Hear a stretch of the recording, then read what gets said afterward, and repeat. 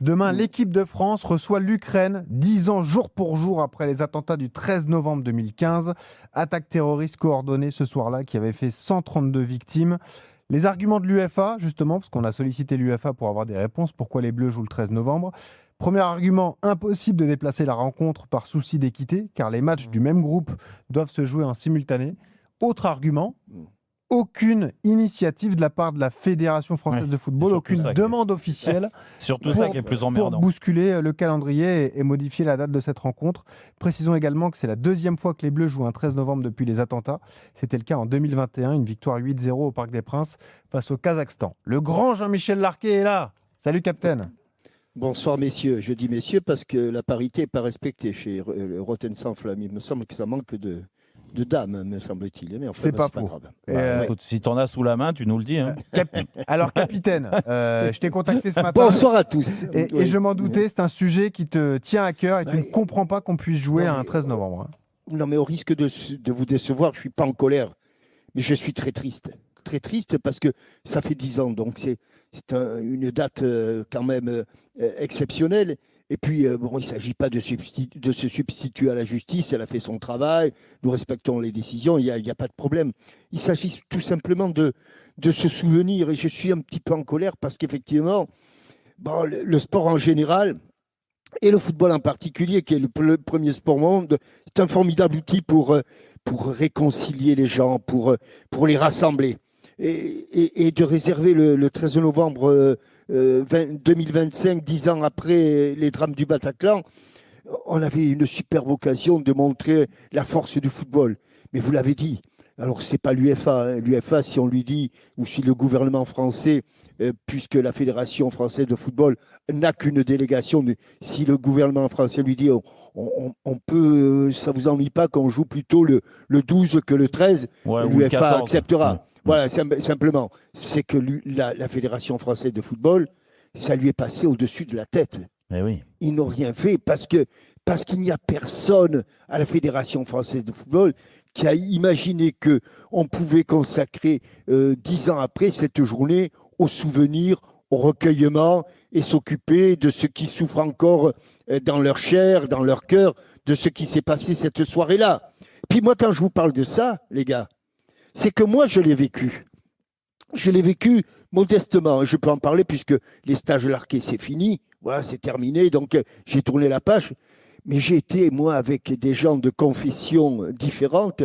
Et je dois rendre hommage à mes deux derniers directeurs qui étaient Driss et Mohamed, qui n'ont pas la même éducation que moi et qui ont été des collaborateurs, mais exceptionnels. Et vous voyez, aujourd'hui, j'ai reçu une lettre d'un de mes éducateurs qui s'appelle Idriss.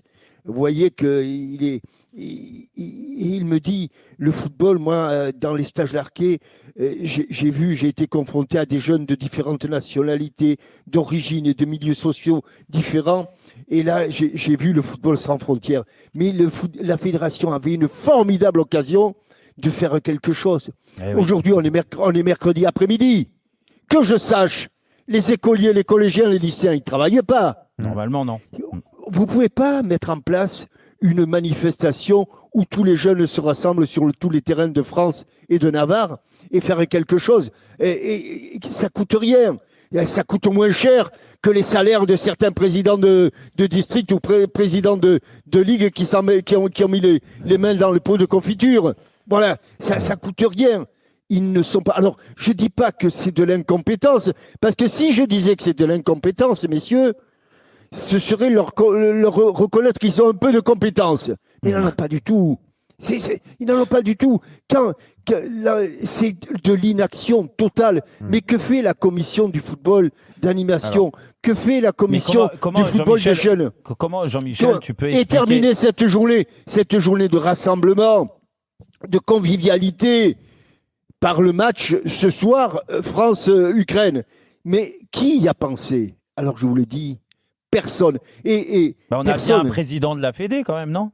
Mais non, mais je te Non, mais dis, parce que monsieur Diallo, moi je veux bien, mais moi je lui en veux par rapport à tout ce qui est. Je ne le personnalise pas. Non, mais moi non, mais personne n'y a pensé. Non, mais Donnez votre avis d'ailleurs, Jérôme, Dugas et Steve. Je vais pas le personnaliser, mais quand tu es président de la Fédé, c'est que tu prends toute la lumière d'un président. Donc tu es forcément responsable, même si c'est pas forcément toi qui va passer les coups de téléphone, essayer d'organiser tout ce que tu viens de dire, Jean-Michel, parce que je suis entièrement d'accord et 100% d'accord avec tout ce que tu viens d'évoquer. Mais moi, ce qui me fout la rage plus qu'autre chose, c'est qu'en effet, la Fédération française n'a même pas essayé de contacter l'UEFA pour essayer de trouver une solution. La colère est mauvaise conseillère. Il ne faut pas être en colère, il faut être triste. Mais vous voyez, je discute souvent avec, puisque j'étais présent en Corse et que désormais, au mois de mai, depuis le mai 92, il n'y a pas de match. Moi, j'y étais et ils ont lutté pour avoir ça. Il ne s'agit pas de chercher des coupables, ceci, cela. Il faut passer à autre chose. Mais 30 ans après ou 33 ans après maintenant, s'occuper de ceux qui souffrent, s'occuper des victimes, c'est quelque chose de fabuleux. Et je trouve que la Fédération française de football aurait eu bonne conscience de s'occuper. Mais je le dis parce que il y a de ce drame-là, il y a 2 jeunes que je connaissais qui étaient 2 cousins germains qui sont restés au Bataclan. Donc, je connais la douleur de ces gens-là. Bon, on ne va pas arrêter de vivre, mais on peut arrêter quelques heures pour se souvenir et puis anticiper. Voilà. Mais la Fédération française de football, aujourd'hui, est passée à côté d'une superbe occasion. Et je le répète, je ne suis pas en colère. Je suis très triste. Dugas, quel est ton avis là-dessus, le fait de jouer un 13 novembre ? Oh non, mais je partage. Non, mais ça aurait dû être anticipé, bien évidemment. Jouer aujourd'hui, c'est pas bien. C'est pas ce qu'il aurait fallu faire, bien évidemment. Mais tu sais, c'était une occasion d'expliquer une nouvelle fois pour les jeunes ce qui s'est passé, pourquoi ce jour est un jour de deuil. Voilà, j'écoutais aujourd'hui un reportage sur je ne sais plus quelle chaîne c'était, et où on posait la question à un certain nombre de jeunes, des collégiens et des lycéens. Et on leur posait la question, à quoi correspondait le 11 novembre ? Qu'est-ce que c'était ? Qu'est-ce qu'on fêtait le 11 novembre ? Eh bien, écoute, il y a 20 gamins qui ont été interrogés, il y en a 19 qui n'ont pas su quoi répondre. Voilà. Et aujourd'hui, malheureusement, tu vis dans un monde où on a tendance à balayer tout comme ça d'un revers de main. Voilà. Et moi, l'autre chose que j'ai envie de dire par rapport à ça, une nouvelle fois, c'est qu'on pense jamais aux victimes.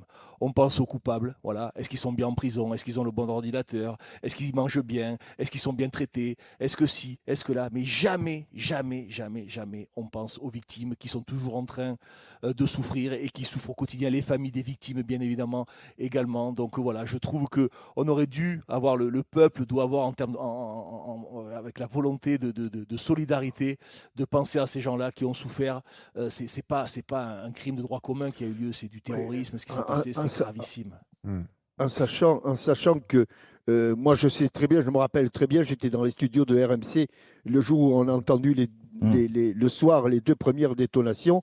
Et c'était autour d'un stade de football, puisqu'il y avait un match de l'équipe de France. Moi, j'étais au Stade de France ce soir-là. Je commentais déjà pour RMC. Et tu es d'accord avec ça, toi ? On n'aurait pas dû jouer le 13 novembre. Mais non, mais c'était une formidable occasion, comme l'a dit Jean-Michel et Dugas aussi, de montrer en effet toute la solidarité qu'on peut avoir. Mais le problème, c'est que le football serait ressorti. C'est même pas être grandi, c'est juste que on a une place très forte dans notre société aujourd'hui et que la logique, ça aurait été ça. En plus, il y a malheureusement un destin ce soir-là, c'est que ça s'est passé, la première détonation se sont passées au Stade de France pendant un match de l'équipe de France.